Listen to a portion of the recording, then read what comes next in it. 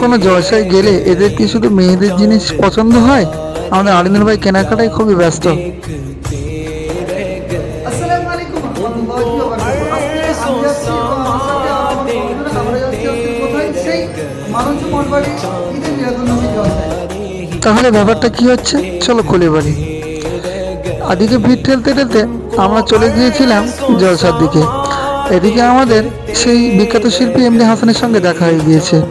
এদিকে আমার ইনভাইট ছিল বলে আমি সেখানে কিছু গজল পরিবেশন করছিলাম। তো আমাদের দাওয়াত ছিল মাসুম ভাইয়ের বাড়িতে।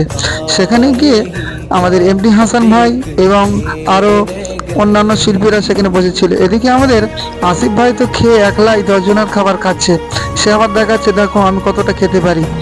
সো বন্ধুরা, আজকের আমাদের ব্লগ এতটুকুই। আগামী দিনে নেক্সট ব্লগে দেখা হবে।